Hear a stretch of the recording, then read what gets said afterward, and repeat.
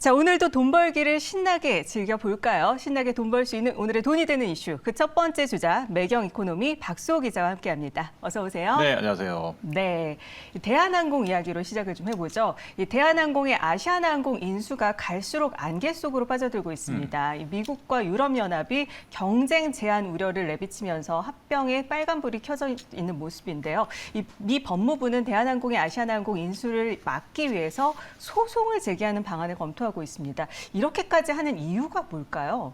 일단 뭐 여러 이야기들이 나오는데 네. 이거는 방안을 검토하고 있다라는 표현을 썼습니다. 그러니까 네. 이게 확정은 아닙니다. 정확하게는. 이건 현지 언론에서 나온 표현인데 미국 정부가 이제 대한항공, 아시아나항공이 운항하는 한미 노선 13개, 그러니까 13개 중 특히 5개가 굉장히 황금 노선이라고 보통 합니다. 샌프란시스코, 뭐 호놀룰루, 여기 하와이죠. 뉴욕, 또 LA, 그다음에 시애틀 이 5개 노선에 대해서는 만약에 대한항공하고 아시아나가 합병을 한다고 했을 때 오히려 자국, 그러니까 미국에 있는 그 항공사들의 수요 혹은 그 점유율이 확 떨어질 것 같다. 그래서 이런 부분 때문에 그 미국 당국이 경쟁의 침해를 받을 수 있으니까 이 합병을 할 수가 합병을 승인하기가 좀 어렵지 않느냐 이런 게 현지 언론에서 나왔습니다. 그런데 여기에 실제 한번 인천 샌프란시스코는 현재 유나이티드 항공, 인천 호놀룰루는 하와이안 항공, 그러니까 현지 미국의 항공사들이죠. 여기서 지금 교차로 이렇게 해서 왔다 갔다 하고 있는데 네. 실제로 대한항공, 아시아나항공에 비해서 이들 항공사의 점유율이 20%대밖에 안 됩니다. 이 노선에서. 그러니까 이런 부분 때문에 미국에서는 조금 견제용 그런 여론이 형성되고 있는 것 같습니다. 네, 그런가 하면 EU 집행위원회가 중간심사 보고서를 통해서 두 항공사 합병의 이의를 제기했다고요. 예, 이거는 중간 심사 보고서가 약간은 조금 대한항공 입장에서는 놀랄 수 있는 그런 보고서일 수밖에 없는 게 네. 논리는 같습니다. 아까 미국에서도 미국의 이제 주요 황금 노선에서 미국에 있는 항공사들의 점유율이 떨어질 것 같다라는 우려가 있는 것처럼 유럽에서는 특히 더 한국 사람들 우리가 많이 가는 그 국가들이 있잖아요. 뭐 독일이라든지 프랑스, 스페인, 네. 이탈리아 이렇게 4개 노선이 있는데 이 4개 노선에서도 여객 운송 서비스 여기서는 이제 그 화물 서비스까지 포함이 됩니다. 그러면 안 그래도 지금 화물 쪽에서는 대한항공 굉장히 강세인데 여기에 아시아나까지 합병을 했을 때 유럽 현지 입장에서 봤을 때는 이 아시아나랑 대한항공이 합병을 하면 이 항공 수요뿐만 아니라 그러니까 여객 수요뿐만 아니라 그 물류 수요까지 이들 합병 회사가 좀 더 점유율을 높일 수 있다고 보는 것 같아요. 그래서 네. 이런 부분들을 좀 우려한다. 이렇게 여기 중간 보고서에 나와 있습니다. 네, 이 대한항공이 아시아나 합병에 대해서 주요국 경쟁 당국이 승인을 안 할 경우에 합병이 무산이 되는 건가요? 무산 가능성이 있나요? 한 곳이라도 승인하지 않으면 무산될 수 있습니다. 네. 왜냐하면 이 경쟁 당국, 그러니까 우리로 보면 공정거래위원회가 있지 않습니까? 그러면 미국이나 전 세계 14개 국가, 그러니까 그 대한항공하고 아시아나가 연결돼 있는 국가의 경쟁 당국, 공정거래위원회 이쪽에서는 기업 결합 심사를 할 수밖에 없습니다. 그런데 지금 현재 오늘 6월이죠. 6월 1일인데 6월 1일 기준으로 보면 14개국 중에 11개국은 합병 승인을 해놓은 상태입니다. 그런데 이제 EU와 미국 이런 쪽에서는 지금 아직까지 일본까지 포함됩니다. 이쪽에서는 아직 그 심사를 확정 짓지 않았습니다. 그래서 이 부분에서 EU, 미국, 일본 승인이 어떻게 될지가 앞으로 대한항공의 기업 합병에서 중요한 관전 포인트가 되겠습니다. 네, 계속해서 지켜봐야 될 것 같습니다. 어떻게 될지 네. 대한항공도 네. 좀 위험해질 수 있는 상황이고 어려워질 네. 수 있는 상황이기 때문에 이게 아시아나항공이 보시면 아시아나항공은 사실 실적이 그렇게 좋지 않아요. 그리고 또 부채 비율이 1,300%인데 대한항공의 경우에는 아직까지 그래도 그 실적이나 이런 부분에서 영업이익도 굉장히 좋았다 이런 이야기 많이 하고 있지 않습니까? 그런데 아시아나는 지금 합병을 통해서 활로를 찾지 않으면 굉장히 좀 재무적으로 힘들어질 수 있기 때문에 아시아나를 놓고 보면 지금 합병이 좀 더 빨리 어떤 식으로든 승인이 나야 된다. 불확실성이 해소돼야 된다. 이게 지금 현재 항공업계의 중론입니다. 네, 잘 알겠습니다. 자, 그리고 엔터주 얘기를 좀 해보겠습니다. 올 들어서 엔터주가 가파른 상승 곡선을 그리고 있습니다. 올 2월에서 4월 증시가 부진하던 상황에서도 엔터주는 굳건히 상승 상승세를 이어가는 모습을 보여줬는데요. 이 기간에 코스피 지수는 그렇게 많이 오르지 않았는데도 불구하고 또 이 하이브, SM, JYP, YG, 이른바 빅4 기획사는 20% 이상 급등을 하는 모습을 그렇죠. 보여줬습니다. 엔터주의 1분기 실적 성장 상당히 주목을 받고 있죠. 네, 그렇습니다. 뭐 1분기 전체로 저희가 놓고 보니까 일단은 다른 업체들에 비해서는 굉장히 좋은 지금 상황이 벌어지고 있고요. 그래서 이쪽 부분에서 보면 매출액이나 영업이익이 작년 대비해서 다 20% 이상 올라갔습니다. 그런 점에서 봤을 때 굉장히 기대감을 많이 갖고 있고요. 네. 그런 점에서 봤을 때 뭐 전문가들은 이제 중국 의존도가 너무 높았던 거 아니냐. 그런데 이런 부분들도 굉장히 많이 요즘에 불식되고 있고요. 저희 딸도 보면 르세라핌이나 이런 쪽 열심히 계속해서 그냥 무한 반복해서 막 보고 따라하고 하거든요. 네. 이게 근데 한국만의 현상이 아니라 해외에서도 마찬가지라고 생각이 됩니다. 그러니까 이런 부분들이 이제 실적에 직접적으로 영향을 받는 거겠죠. 네, 너무 귀여울 것 같은데요. 따라하는 모습 보면. 네, 그런데 이 중국의 한학력이 다시 시작될 거라 이런 우려도 있는데 중국의 한한령이 엔터주의 기세를 꺾지는 않을까요? 그러니까 한한령이라는 게 원래 거의 이제 좀 거의 잦아들고 이제 다시 올해 초만 해도 좀 분위기가 나쁘지 않았지 않습니까? 그런데 사실 미중 무역 분쟁이 일어나면서 그 정영화 씨 이야기가 이제 한번 다시 불거졌었잖아요. 그 우리 네. 배우 가수 겸 배우 정영화 씨가 지난 5월이었죠. 5월 23일에 네. 중국 예능 프로그램 출연을 위해서 중국을 방문했다가 네. 갑작스럽게 출연이 취소됐다. 이게 그래서 그 전후 사정 잘 아시잖아요. 네. 그때는 그 미국하고 또 뭐 저기 중국하고 반도체 관련해서 으르렁했던 딱 그 시기였는데 또 우리가 또 국빈 방문으로 또 미국에 우리 대통령이 또 갔었던 시기이기도 하고 네. 그랬는데 이때 보니까 한국 대표 포털 사이트 네이버가 또 접속이 차단됐다 이런 이야기까지 나왔잖아요. 그러니까 이런 내용을 네. 하다 보면 아무래도 이제 그러면 가장 피해를 누가 보냐 엔터사가 본다 이런 이야기를 많이 하다 보니까 그렇게 했는데 한한령이 하더라도 이제는 그 중국인들이 중국 내에서는 뭐 한류 관련해서 컨텐츠를 소비하지 않더라도 중국 사람들마저도 외국에 나가서 상품을 구매한다 이런 쪽으로 하고 있기 때문에 종전에 있는 우리 엔터 컨텐츠의 힘은 여전히 강해서 기업의 기초 체력을 흔들 정도는 아니다. 이게 이제 현재 우리 증권가 분석입니다. 그렇군요. 그리고 특히 지난 5월에 외국인들의 엔터주 사랑이 아주 네. 뜨거웠는데요. 외국인들이 이렇게 엔터주와 사랑에 빠진 이유가 뭔지 아무래도 이 BTS 군입대에도 문제가 없고 과거에는 네네. 또 아티스트에 많이 그렇죠. 좌지우지됐던 탈퇴 엔터주. 뭐 이러면 그렇죠. 네. 주가 떨어지고 막 그랬었잖아요. 그랬는데 네. 이제는 아티스트 외에도 실적 모멘텀이 더해져서 그렇다고 볼 수가 있을까요?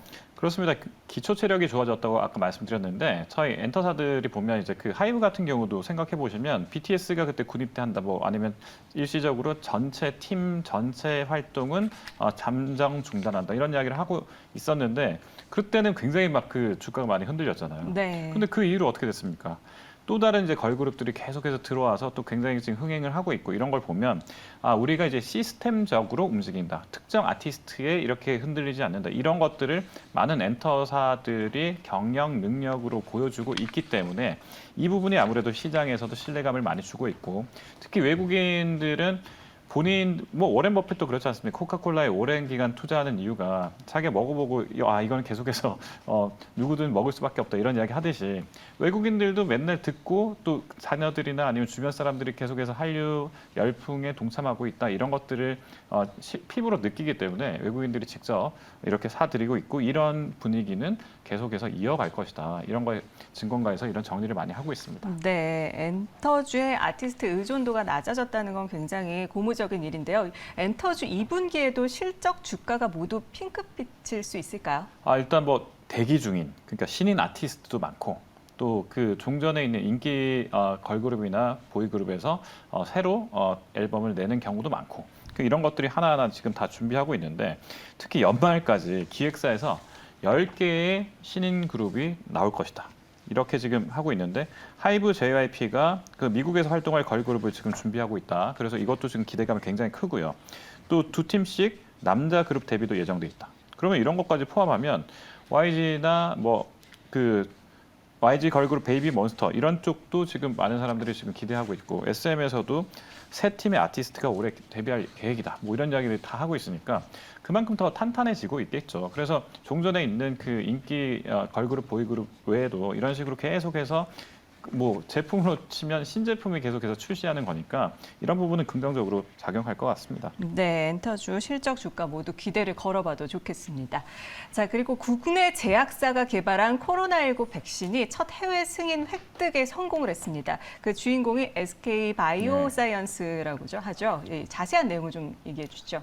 SK 바이오사이언스 뭐 그때 상장할 때도 굉장히 그 핫했지 않습니까? 네. 이게 뭐 사실 그때는 코로나19 상황이었기 때문에 그랬는데 그때도 이 그 약이 개발된다 만다 뭐 이런 이야기 많이 있었는데 드디어 개발이 된 겁니다. 그래서 코로나19 백신 국내 제약사 첫 승인 해외 승인인데 이게 미국 FDA, 유럽 EMA 등과 같이 까다로운 의약품 허가 심사 기준을 가진 영국에서 승인을 받았다. 네. 이게 이제 SK 바이오사이언스 스카이 코비1 이야기입니다. 그 스카이 코비1이 지금 영국에서 굉장히 이제 앞으로 잘 팔릴 것이다 이런 기대감 때문에 SK 바이오사이언스가 최근에 주가도 좀 급등했죠. 네, 영국에서라고 하니까 더 귀가 솔깃해지는데 네. 이 SK 바이오사이언스 측은 이번 영국 승인을 시작으로 해서 세계보건기구 긴급 사용 목록 등재도 추진을 하고 있는데 네. 등재 가능성이 있을까요? 일단 뭐 어떻게 WHO, 보십니까? 그러니까 세계보건기구에서는 긴급 사용 목록, 그러니까 EUL이라고 합니다. 여기에 이제 그 등재를 하고 또 유럽의약품청 여기 판매 허가 등을 추가로 획득하면 엔데믹 시대에 방역을 주도하고 있는 중저개발국에 원활하게 백신을 공급할 수 있게 된다. 이렇게 하고 있기 때문에 이런 부분에서 앞으로 기대감이 더 커지고 그럼 영국에서만 승인이 돼도 어쨌든 아프리카라든지 저개발 국가에 들어간다라고 했을 때 매출은 상승할 수밖에 없겠다. 이런 것들이 이제 회사 측의 주장입니다. 네, 그런데 이제 코로나19 팬데믹도 종식 선언이 된 상황이라서 코로나19 백신 승인이 과연 무슨 의미가 있을까 싶은데 어떤가요? 자, 보세요. 우리 독감 최근에 A형 독감 많이 걸리고 있잖아요. 네. 그래서 그 작년 11월부터 우리 어떻게 했습니까? 독감 백신 맞았잖아요. 네. 그러니까 또 뇌연모기 뭐 이런 것들은 보통 보면 전국적으로 아이들이 이제 기본적으로 무조건 맞아야 되는 그런 백신이 됐습니다. 그런 식으로 코로나19도 이제 앞으로 무조건 맞아야 되는 백신 중에 하나가 될 겁니다. 벌써부터 일부 국가, 미국, 일본, 호주에서는 코로나19 백신 연례 접종에 대한 논의가 벌써 시작되고 있습니다. 그러니까 지금 걸리기 전에 맞아야 되는 필수 백신 중에 하나다. 이렇게 하나가 될 수 있다. 이렇게 본다면 앞으로는 지금은 막 무조건 맞아야 됩니다. 뭐 그 코로나19 기간 동안에 무조건 저희도 다 맞았지 않습니까? 이런 식이 전 세계에서 계속 의무화가 되면 이건 보편적으로 자리 잡을 수밖에 없기 때문에 SK 바이오사이언스 입장에서는 이 부분을 좀 기대하고 있는 겁니다. 네. 자, 그리고 얼마 전 예능에서도 매력을 뽐내면서 화제를 일으켰던 류승범 씨, 옷 잘 입기로 이미 오래전부터 명성이 높았는데요. 요즘 류승범 캠핑 패션이 유행이라고요? 네, 스노우피크 이야기인데요. 네. 사실은 일본 브랜드입니다. 근데 네. 일본 브랜드인데 재밌는 건 스노우피크 옷이 일본에는 없어요. 그렇군요. 신기하죠. 그 네. 캠핑 브랜드에서 보통 뭐 일본 브랜드면 일본에서 막 다양한 의류까지 포함해서 나올 것 같잖아요. 근데 그렇지 오히려 않습니다. 네. 우리를 대상으로 한 네, 건가요? 왜냐하면 네. 감성 코퍼레이션이라는 한국의 상장사가 스노우피크라는 그 라이센스를 한국으로 들고 와서 한국에서 의류 어페럴 시장의 문을 첫 선을 연 겁니다. 그러다 보니까 요즘에 그 실제로 캠핑에 가면 유승범 씨 사진이 걸려 있는 그 옷들을 많은 분들이 입고 다니시기도 하고 요즘 일상복으로도 막 입고 다니시는 분들이 많은데 그러니까 스노우피크라는 이 브랜드는 일본 브랜드지만 이걸 전개하는 의류 형태로 전개하는 회사는 한국 상장사 감성 코퍼레이션이고 이 감성 코퍼레이션이 실적이 굉장히 빨리 급성장하고 있다. 이런 부분 때문에 지금 감성 코퍼레이션을 보는 특히 이제 주식시장에서 감성 코퍼레이션에 대한 목표 주가를 올리거나 이런 관심이 많이 올라가고 있는 겁니다. 네, 이 감성 코퍼레이션의 강점 중에 하나가 선택과 집중 방식의 마케팅이라고 네네네. 들었는데요. 투자 포인트까지 좀 같이 네, 짚어주시죠. 일단 감성 코퍼레이션은 영업이익률이 20% 가까이 되는데요. 이렇게 될 수밖에 없는 이유가 자사몰, 그러니까 자기 홈페이지에서 파는 비율이 굉장히 높습니다. 있다. 그리고 두 번째로는 선택과 집중을 해서 잘 팔리는 그 플랫폼, 이를테면 무신사하고만 손잡고, 무신사가 아무래도 1020 세대에서 각광을 받고 있으니까 무신사에 집중해서 여기에서만 파는 거예요. 뭐 이런 식으로 해서 선택과 집중해서 마케팅 포인트를 강화하다 보니까 젊은 층에서 많이 있기 시작하면 오히려 세대의 확장성이 좀 커지거든요. 이런 부분을 놓고 보니까 감성코퍼레이션의 전략이 선택과 집중이었는데 맞아 떨어졌다. 이렇게 지금 보고 있는 거죠. 네, 감성코퍼레이션도 눈여겨봐야겠습니다. 자, 지금까지 돈이 되는 이슈 매경 이코노미 박수호 기자와 함께했습니다. 오늘 말씀 고맙습니다. 네, 고맙습니다. 네.